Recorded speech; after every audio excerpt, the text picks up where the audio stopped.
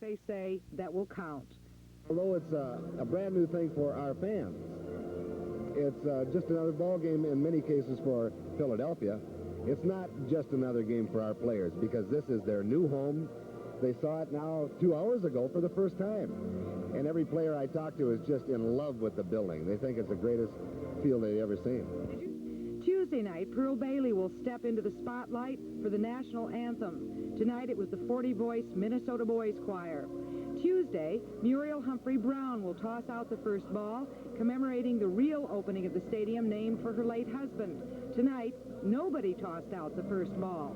And Stadium Commissioner Solveig Premack spent the whole game patrolling the corridors and concession stands, looking for problems that might be corrected.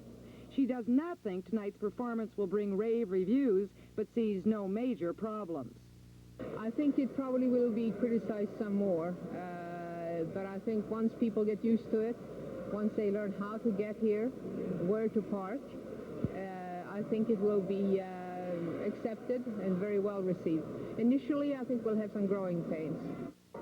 So the people responsible for building the dome are really quite happy with it at this point, and they're pretty sure that they can get most Minnesotans here at least once. It's bringing them back again that they're worried about. This is Marcia Fleur, Channel 5 Eyewitness News at the Metrodome.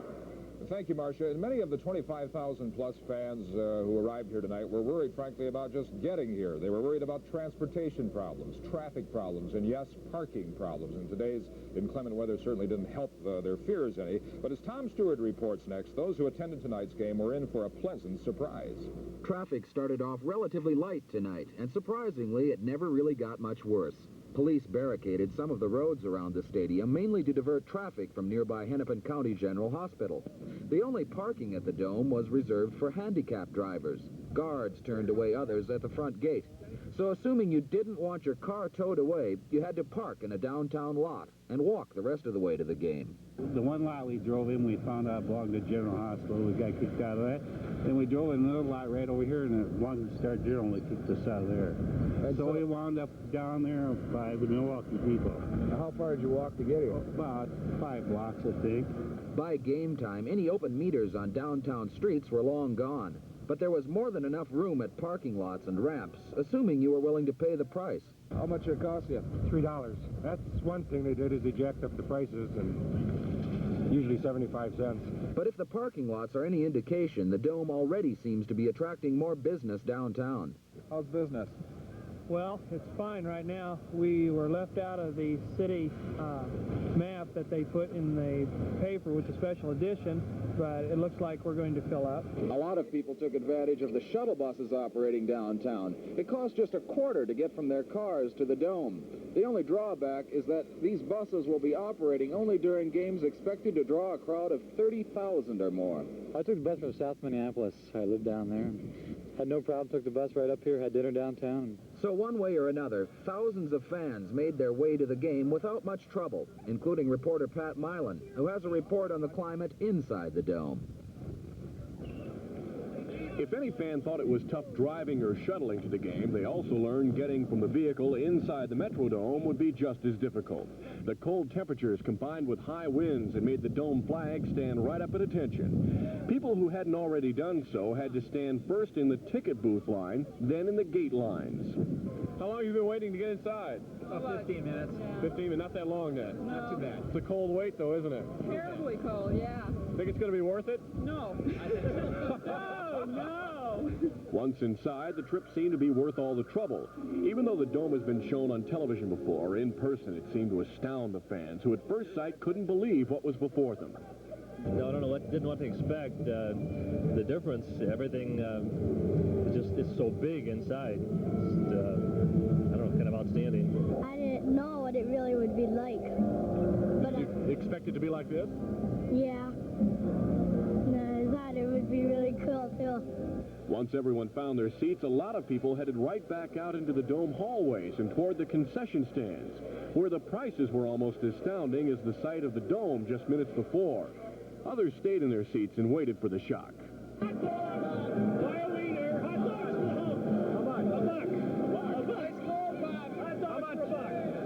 Coke and a Sooner glass for $1.25. $8 for the ticket, $1 for the hot dog, $1.25 for a drink, 75 cents for the peanuts, and 3 innings without a score. That's baseball season at the Hubert H. Humphrey Metrodome, Twin Style. Pat Milan, Channel 5 Eyewitness News. And tonight, the Dome, of course, had to pass the test of the toughest critics of all, and that would be the fans. And we can tell you this, that it got high marks from one man who has seen his share of baseball. 80-year-old Paul Rhodes of Minneapolis has been to every Twins opener since they began playing at the old Met. Tonight, Dave Andrews talked with Mr. Rhodes, who was also on hand for the opening of Yankee Stadium in New York back in 1923. I've never been in Dome Stadium before. This is the first time. And to my mind, it's utterly fantastic. It's simply, I can't believe it. And to see well, of course, I like outdoors in the summertime, but here you could play the year-round. You wouldn't be playing a game today outside in this weather, huh? Goodness alive. Enjoying it. Took my breath away just getting in here. That's right. But do you think it's a nice facility? Oh, beautiful. It's one of the finest I've ever seen. I'm Dave Andrews reporting now live outside the Dome. It's been just about half an hour since the game ended, and the last of the fans are now coming out. Looking around the general vicinity of the Dome, there doesn't appear to be any traffic problems to speak of. That's obviously going to make the Dome officials very happy tonight. But what about some of these fans here? What do you think of the facility? Technologically, I think it's a great facility, especially in this weather. But I tell you, in the summertime, I wish there was a big zipper on top so we could open it right up. I disagree. I think it's good for the city. I really do. I think the people aren't going to miss it if it's nighttime baseball. You aren't going to want to come out on a Saturday afternoon, but as long as they're playing at night, I don't think you're going to miss outdoor baseball in Minneapolis. And I especially think that we come quite a ways away, and we will not get a rain out. You're guaranteed there'll be a game. We're coming from 120 miles away, and we're going to play. What do you think it's going to mean to business downtown? Oh, I think it'd be great for the restaurants and that. Possibly more will open. And So generally everybody's pretty pleased with the facility. Oh, yeah. Very much.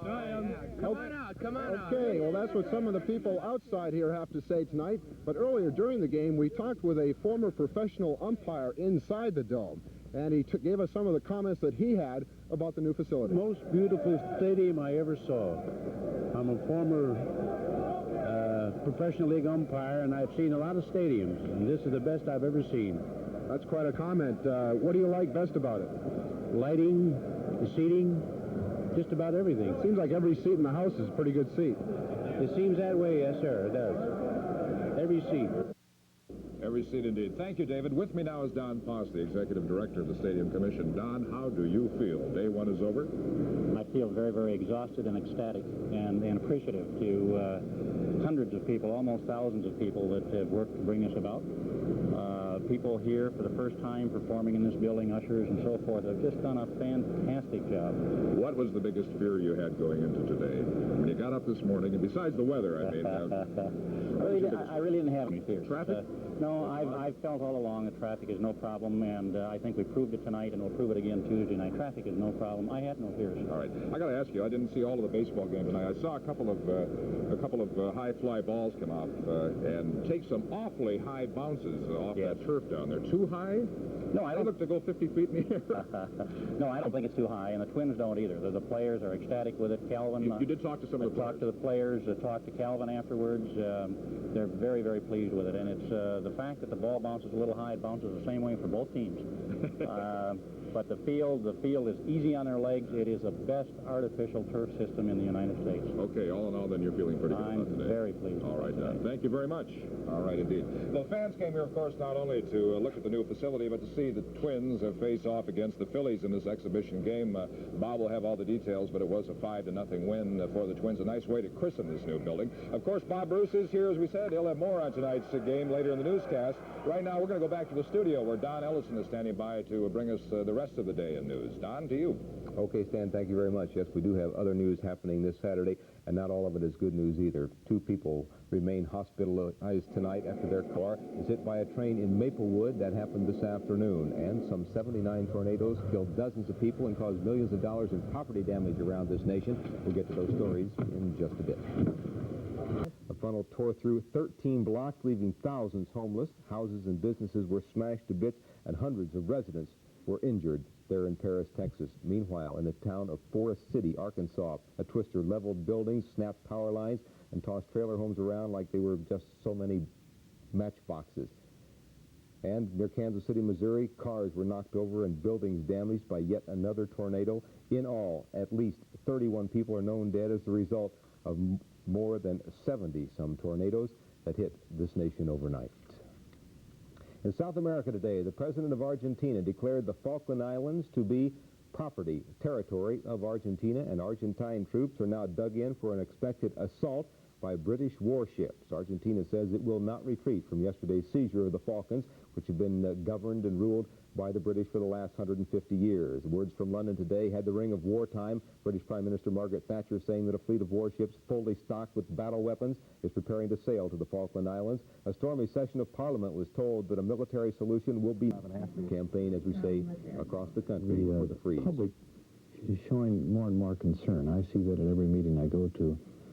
And this provides an opportunity for people to actually put their name down and, in a sense, vote on the issue by signing the petition and then forwarding the petition to the Congress, to the President. And those petitions are expected to receive a rather cool reception once they get back to Washington, because just this week, President Reagan restated his opposition to a nuclear arms freeze of any sort.